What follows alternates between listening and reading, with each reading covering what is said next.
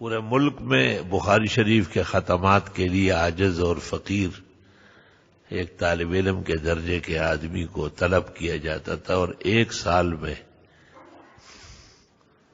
بخاری کے ختم کے ایام میں 37 جگہ بخاری شریف کی آخری حدیث پڑھنے کے لیے حاضری نصیب ہوئی۔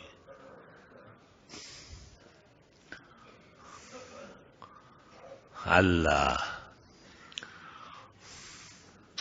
اس دوران ایک خواب میں نے ایسا دیکھا کہ آیا یہ اتنی جگہ پر جانا اور ہر جگہ میں ہی آخری حدیث پڑھاتا ہوں، یہ کیا مطلب ہے اس کا؟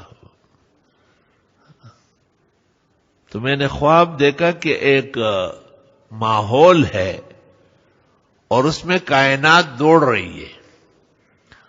میں نے پوچھا کہ یہ لوگ کہاں جا رہے ہیں؟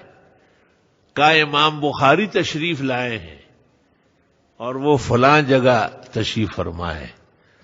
تو میں بھی ان لوگوں میں دوڑنے لگا، اس لیے کہ امام بخاری آیات بینات ہے اسلام کے اور پیغمبر کے زندہ تابندہ معجزات میں سے ہے، وہ علماء ہیں۔ آپ کی کتاب قرآن مجید کے بعد سطح الارض پر آسمان کے نیچے سب سے اصح کتاب مانی گئی۔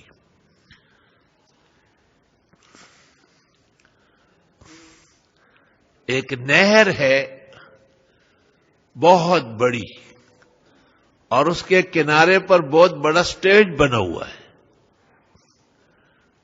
اور اس سٹیج پر ایک بزرگ ہستی تشریف فرما ہے۔ میں نے قریب جا کے سلام کیا اور ہاتھ ملایا تو مجھے اشارہ کیا کہ ساتھ والی کرسی پر بیٹھ جاؤ۔ میں پیچھے بیٹھنا چاہتا تھا۔ اس کے بعد دنیا آئی اور اتنا رش ہوا،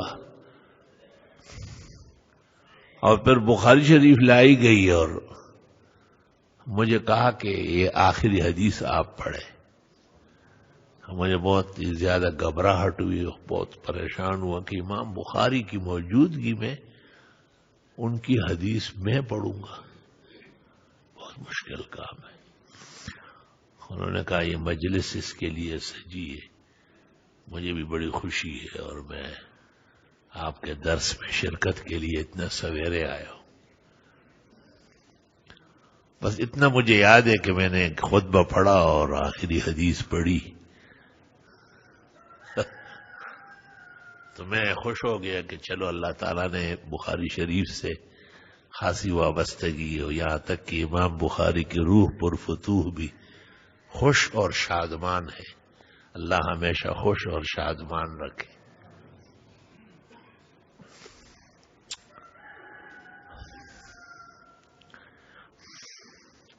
یہ روحانی تائیدات ہے اور تکوینی ذرائع اور وسائل ہے جن سے انسانی ہمت آگے بڑھتی ہے اور اس کو دینی محاسن اور مکارم کے میدان میں حصولی اور وصولی آسان ہو جاتی ہے۔ اس درمیان میں کتنی دفعہ حضرت اقدس امام الائمہ سراج الامہ فقیہ هذه الامہ امام اعظم ابو حنیفہ کو دیکھا، کس قدر امام ابو یوسف محمد ابن الحسن شیبانی، امام ظفر ابن حذیل، اور ہر دور اور ہر زمانے کے فخر رازی آلوسی،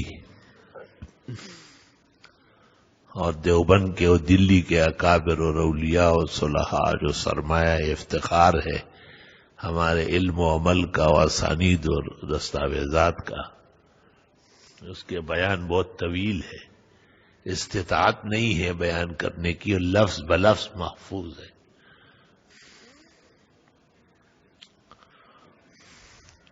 دو مرتبہ فخر الرسل والنبیین، سید الاولیاء والمتقین، سید الغر المحجلین، سید الشفعاء یوم الدین، الشافع والمشفع، محمد مصطفیٰ احمد مجتبی، وولیہ المرتضی وامینہ علی وحی السماء، خاتم الرسل والانبیاء قدوۃ الخیر کلہ فی الدنیا والعقبہ صلی اللہ علیہ وسلم کو بالتفصیل دیکھنا نصیب ہوا.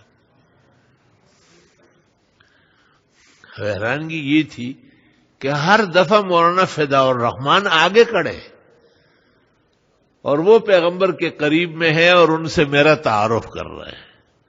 یہ میں نے حضرت کی وفات پر بھی ذکر کیا، حضرت کی زندگی میں بھی ذکر کیا، اور شاید ان سے تعلق کی وجہ سے اللہ نے یہ راستے ہموار فرمائے ہیں.